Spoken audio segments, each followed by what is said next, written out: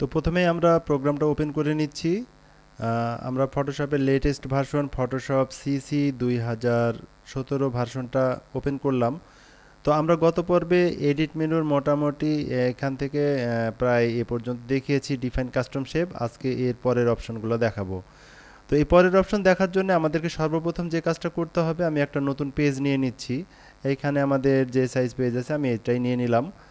বিভিন্ন size page নেওয়া যায়। তো যাই হোক, আমি এইখানে এখন এডিট মেনুর পার্স নিয়ে আলোচনা করব। আসলে পার্সটা কি?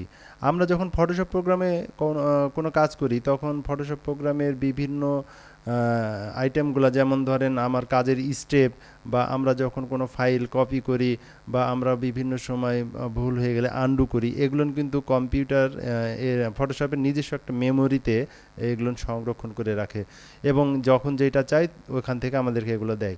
তো এইটা সংরক্ষণ করে রাখতে রাখতে এক সময় কি হয়, প্রোগ্রামটা অনেক ভারী হয়ে যায়। যখন প্রোগ্রামটা ভারী হয়ে যাবে তখন কিন্তু আপনি নর্মালি আর কাজ করতে পারবেন না। যে কোনো কমান্ড দিবেন অনেক দেরিতে হবে, বা আমাদের কাজ করতে একটু হলে বিভ্রান্তি হবে। তো এই ক্ষেত্রে যদি আমাদের ইমার্জেন্সি কোনো কমান্ড না থেকে থাকে, অর্থাৎ ইমার্জেন্সি কোনো বিষয় না থেকে থাকে, তাহলে আমরা কি করতে পারি, এইখান থেকে অপশনটাকে ডিলিট করে দিতে পারি। তো এগুলো আমরা কিভাবে করব, তো সেইটা দেখানোর জন্য আমরা এডিট মেনুর এই পার্জ অপশনটা আপনাকে দেখাবো। তো আমরা এখানে দেখতে পাচ্ছি যে পার্জের মোটামুটি সমস্ত অপশনগুলানি ইনঅ্যাক্টিভ হয়ে আছে, অর্থাৎ এখানে কোনো অপশনে ক্লিক দিলে কিন্তু কোনো কাজ করবে না, কারণ আমরা ফটোশপ প্রোগ্রামে এখনও কোনো কাজ শুরু করিনি।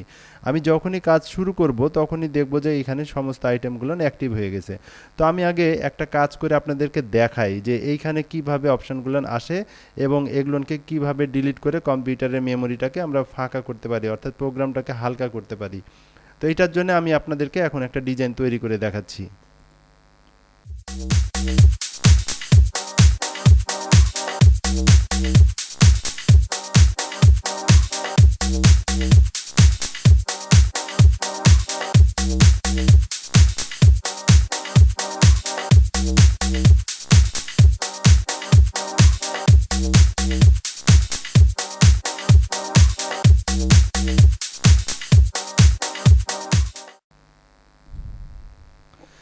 তো এখানে আমি একটা ডিজাইন তৈরি করে ফেললাম।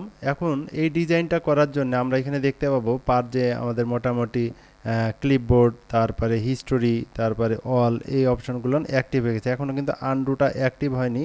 আনডুটা আমরা অ্যাক্টিভ করতে চাইলে এইখানে আমরা জাস্ট এই সমস্ত অবজেক্টগুলো সিলেক্ট করে একটু মুভ করে দিলাম।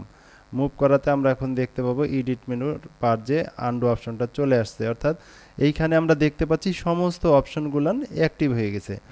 এখন এই অ্যাক্টিভ হওয়ার সুবিধা অসুবিধাটা কি? অর্থাৎ আমি যে কাজগুলান যেভাবে স্টেপ বাই স্টেপ করলাম, আমরা যদি এখন হিস্ট্রিটা অন করি, আমাদের হিস্ট্রি প্যালেট বক্সটা অন করি, তাহলে দেখতে পাবো যে আমি যে কাজটা করলাম তার স্টেপগুলান প্রথমে কি করেছি, তারপরে কি করেছি, তারপরে কি করেছি, অর্থাৎ এই অবজেক্টের শেষ পর্যন্ত আমরা যা যা করেছি আমরা এখানে দেখতে পাবো। তো ঠিক একইভাবে এটা আমরা হিস্ট্রি প্যালেট বক্স থেকে দেখতে পাচ্ছি, এবং এখানে ক্লিক করলে সে অংশগুলো ওইভাবে যেরকম ছিল সেরকমভাবে আমরা দেখতে পাবো। তো ঠিক সেরকম আমরা এডিট মেনুর যখন পার্জে গিয়ে হিস্ট্রিটাকে ডিলিট করে দিব, তখন কিন্তু এইটা ফাঁকা হয়ে যাবে, এটা আর আমরা দেখতে পাবো না, মেমোরি থেকে সব আউট হয়ে যাবে। ঠিক একইভাবে আমরা যদি পার্জের আনডুতে ক্লিক করি, তাহলে কি হবে, আমরা যেমন এইটাকে যদি আনডু করতে চাই, অর্থাৎ আমি যে এই অবজেক্টটাকে মুভ করে এখানে নিয়েছি, এখন যদি আমরা এডিট মেনুতে গিয়ে আনডুতে ক্লিক করি, তাহলে দেখতে পাবো যে আবার পূর্বের অবস্থায় চলে আসছে। আবার যদি রিডুতে ক্লিক করি, আবার পূর্বের অবস্থায় চলে গেছে। তো এই যে আনডু বা রিডু হচ্ছে, এইটা যদি এডিট মেনুর পার্স থেকে আমি এটা ডিলিট করে দিই, এখানে ক্লিক করলে ডিলিট হয়ে যাবে, তাহলে আর আমরা এটাকে আনডু করতে পারবো না।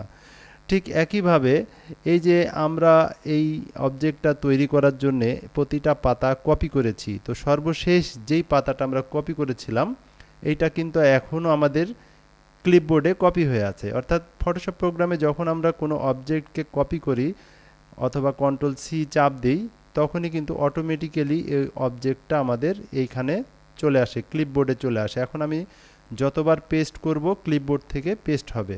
আমরা কিন্তু অনেক আগে এই পাতাটাকে কপি করেছি, আমরা যদি এখনও পেস্ট করি তো দেখতে পাবো পাতাটা পেস্ট হচ্ছে, অর্থাৎ এইটা কিন্তু হচ্ছে আমাদের এই যে এইখানকার ক্লিপবোর্ড থেকে।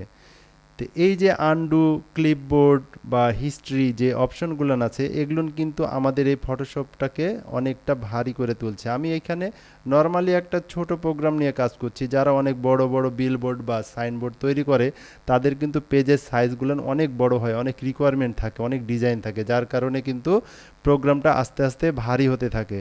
তো আমরা কাজ করার সময় যদি আমাদের ফাইনালি ডিসিশন হয়ে যায় যে আমার কাজটা আর ব্যাকে যাওয়ার প্রয়োজন পড়বে না বা এটা এ পর্যন্ত ঠিক আছে, তখন আমরা এডিট মেনুতে গিয়ে যদি পার্জে গিয়ে আনডুতে ক্লিক করি তাহলে আমার আনডুটা ইনঅ্যাক্টিভ হয়ে যাবে, অর্থাৎ আনডুটা এখান থেকে ওকে করলেই ডিলিট হয়ে যাবে। ঠিক একইভাবে আমরা এডিট মেনুর যদি হিস্ট্রিতে ক্লিক করি তাহলে আমাদের এইখানে যা হিস্ট্রি আছে ওকেতে ক্লিক করার সঙ্গে সঙ্গে আমরা দেখতে পাচ্ছি এখানে সব হিস্ট্রি আউট হয়ে গেছে।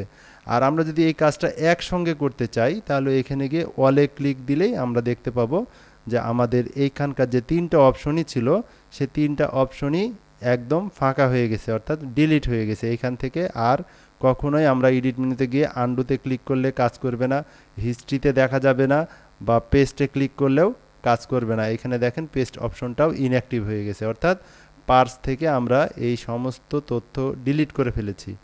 তো আমরা যখন ফটোশপ প্রোগ্রামে কাজ করি, কাজ করার সময় আমাদের এই ধরনের প্রবলেম হলে আমরা এডিট মেনুতে গিয়ে পার্স থেকে আমরা যদি এই কমান্ডগুলো ডিলিট করে দিই তাহলে আমাদের প্রোগ্রামটা অনেকখানি পাতলা হয়ে যাবে। এই হলো পার্সের কাজ। এর বাইরে আমার আর সম্ভব না আপনাদেরকে বোঝানোর। তারপরেও আমার কথার মধ্যে বা আমার বোঝানোর মধ্যে কোনো ভুল ত্রুটিও থাকতে পারে। যদি কোনো সমস্যা বা কোনো প্রবলেম থাকে অবশ্যই আমাকে কমেন্টস করে জানাবেন, কারণ আপনার এই মূল্যবান কমেন্টস আমার কাজের উৎসাহকে অনেকটাই বাড়িয়ে তুলবে। সবাই ভালো থাকবেন, সুস্থ থাকবেন, এই কামনায় বিদায় নিচ্ছি। খোদা হাফেজ।